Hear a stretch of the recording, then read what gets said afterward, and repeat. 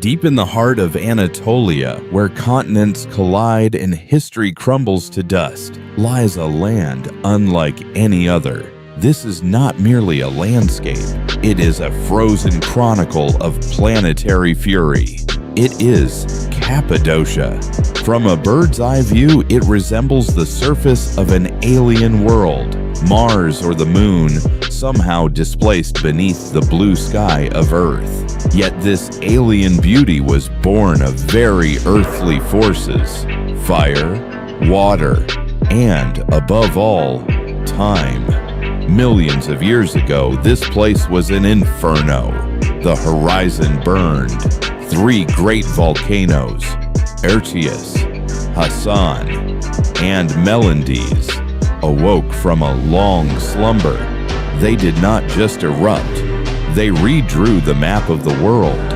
Lava, ash, and pyroclastic flows drowned the vast plateau, burying all life beneath them, layer by layer. Century by century, the volcanoes expelled their entrails, creating a stratified cake of tuff, a soft, porous rock, and basalt, a hard black stone. When the fire died, a new sculptor took the stage, more patient, but no less ruthless. Wind and rain, they began to carve into the soft tuff, bypassing the hard basalt caps. Thus began the Great Erosion, a process that continues at this very second. Here, every drop of rain is a sculptor's chisel. Every gust of wind is a grinding wheel. Look at these valleys. The Valley of Love, Rose Valley, Red Valley. This is not a chaotic pile of rocks. It is a masterpiece of natural architecture. The famous fairy chimneys, Peribacillars, stand like sentinels of eternity. Their form is a lesson in physics and geology. A hard basalt cap protects the soft tuff or beneath it from the rain. But the moment that cap falls, and it inevitably will, in 100 or 1,000 years, the column will rapidly disintegrate, turning into sand that the wind will scatter across the steppe. Time flows differently here. To a human, these stone pillars are eternal. To geology, they are but a moment, a fleeting flash. We are witnessing Cappadocia in its maturity, yet it is slowly dying, crumbling away to one day become a flat steppe. But while this process endures, it births forms that defy gravity. Needles, mushrooms, cones, undulating walls that resemble solidified meringue. The color of the cliffs shifts with the time of day and mineral composition: pink, ochre, white, greenish. These are oxides of iron, traces of copper and sulfur. At sunset, when the sun touches the horizon, the stone begins to glow from within, turning the valleys into a glowing brazier, a reminder of this land's volcanic past. It seems there is no room for life in this stone labyrinth. The soil here is volcanic dust, poor in humus, dry, scorching by day and freezing by night. The climate is harsh. Continental Anatolia forgives no weakness. A searing summer gives way to an icy winter. Yet the nature of Cappadocia is a hymn to adaptation. Spring arrives here suddenly. No sooner has the snow melted than the gray and rust-colored wastelands explode with color. Wild poppies flood the fields with blood-red stains. Irises and crocuses break through the stones. Endemic species that have learned to store moisture in their bulbs to survive the drought. Wild rue, thyme, and wormwood fill the air with a thick, spicy aroma. This scent is the calling card of the Cappadocian steppe. The plants here are low-growing, hugging the earth, as if hiding from the wind. Their roots dive to incredible depths, piercing the soft tuff in search of precious moisture. But there is other greenery here, cultivated yet part of the ecosystem. Vineyards, The volcanic soil, though difficult for wheat, is perfect for the vine. Cappadocian grapes know nothing of phylloxera, the disease that decimated the vineyards of Europe. Ancient, autochthonous varieties have survived here. The vines are often not trellised. They creep along the ground, nesting in small hollows so that snow covers them in winter and leaves shade their roots from the blistering sun in summer. It is a symbiosis of man and earth that has lasted for thousands of years. And, of course, the apricot orchards and almond trees. When they bloom, set against the backdrop of severe, monumental cliffs, it looks like delicate lace draped over the shoulders of a giant. If the plateau of Cappadocia is the kingdom of stone and wind, the Ilara Canyon is the kingdom of water and shadow. It is a deep wound in the body of Anatolia, sliced open by the Melendez River. Descending here, you enter another world. The temperature drops, the humidity rises, the sound of wind is replaced by the noise of rushing water and the song of hundreds of birds.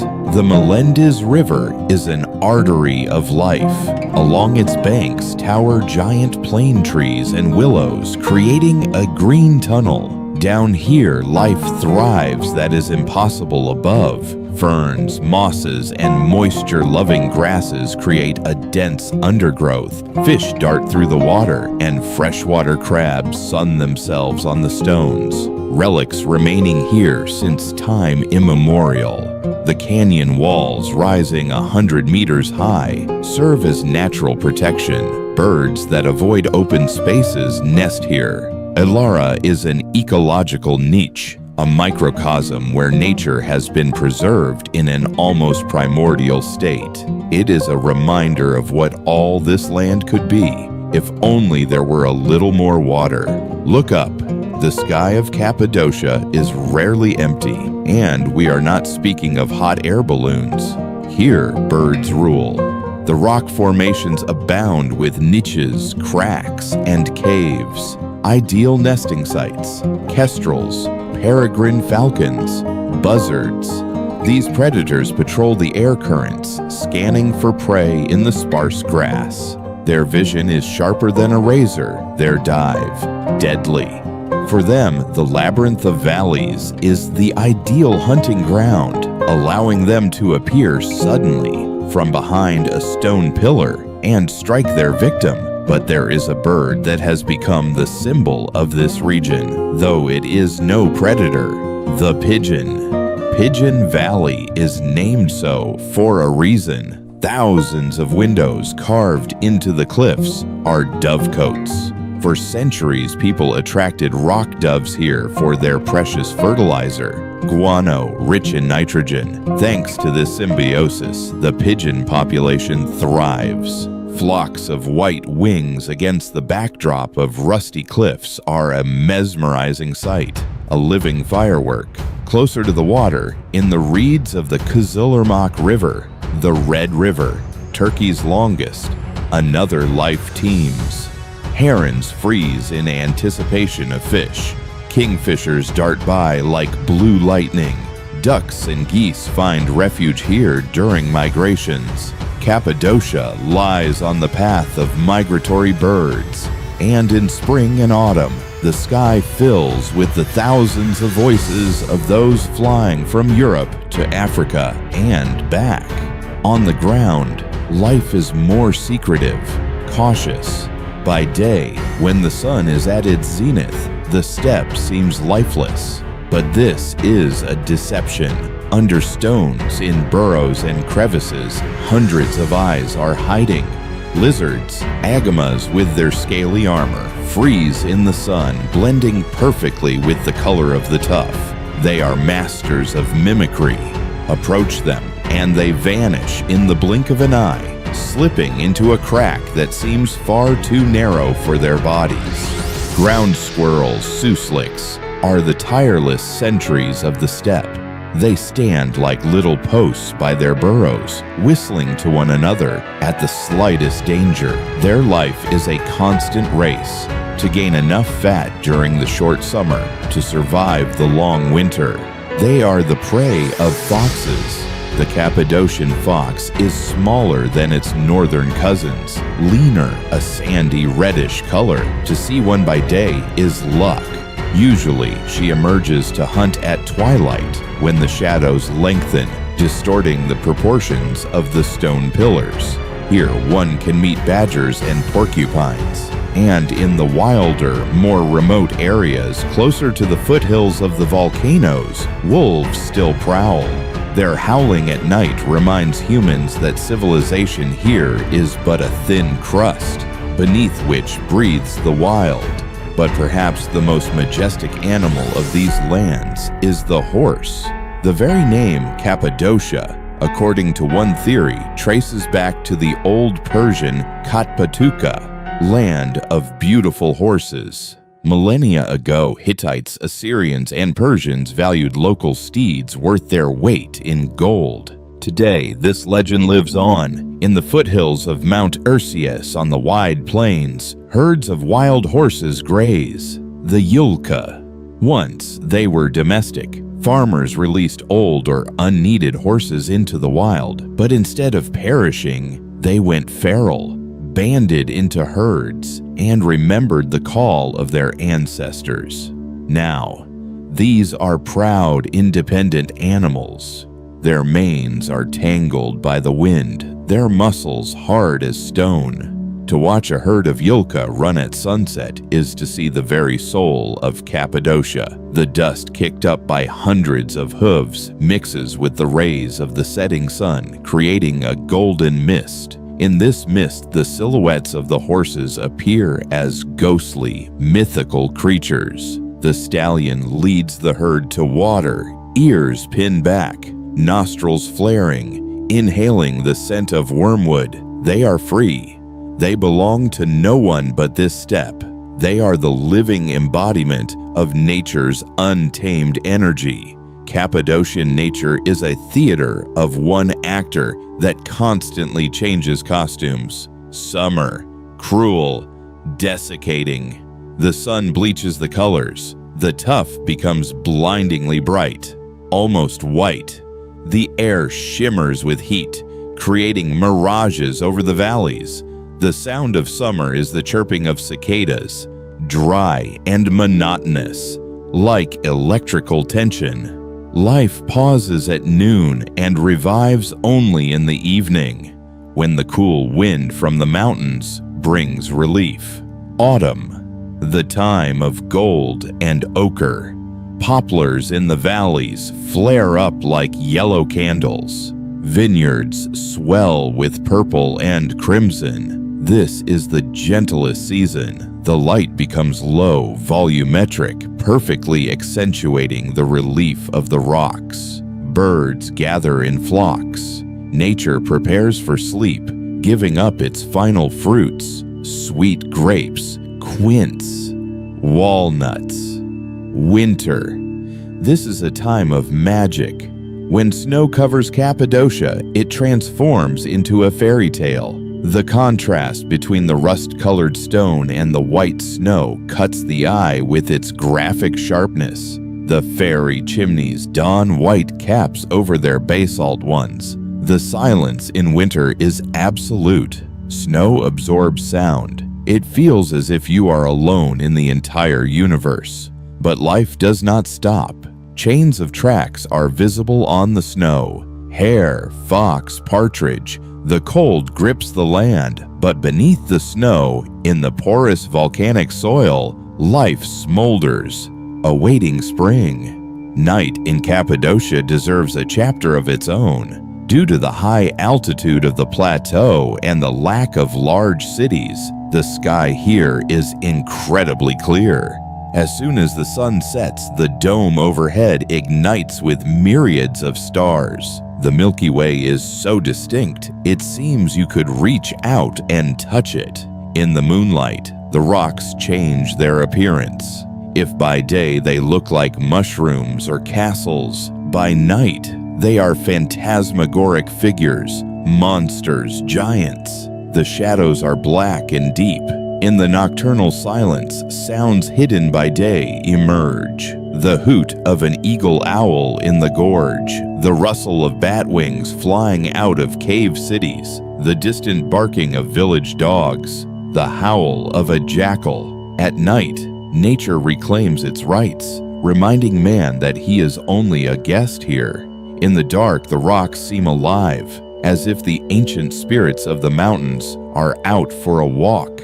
One cannot speak of the nature of Cappadocia without mentioning how it shaped humanity. Here, nature was not an enemy to be conquered. It was a shelter. The soft tuff allowed people not to build houses on the earth, but to carve them into the earth. Nature herself provided the roof. The temperature inside the rock dwellings hovers around 13 to 15 degrees Celsius year-round. Cool in summer, warm in winter, it is the perfect natural air conditioner. Humans learned from nature. They saw how swallows dug holes in the cliffs and did the same. They used the terrain for camouflage, for agriculture, for collecting water. This harmony is astonishing. Ancient churches and dovecotes do not mar the landscape. They are organically integrated, repeating the lines of the rocks. It seems that these doors and windows were created not by a chisel, but by wind and rain, merely a random caprice of erosion.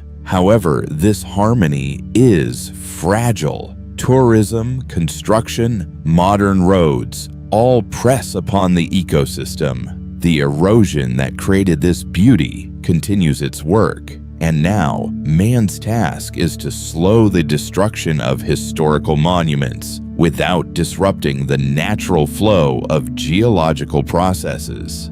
It is a delicate balance. Let us look away from the giant cliffs and look beneath our feet. The volcanic soil of Cappadocia is a mineral treasury. Here one can find obsidian, black volcanic glass that ancient people used for knives and arrows, shining pieces of quartz, layers of onyx. The insects here are unique too.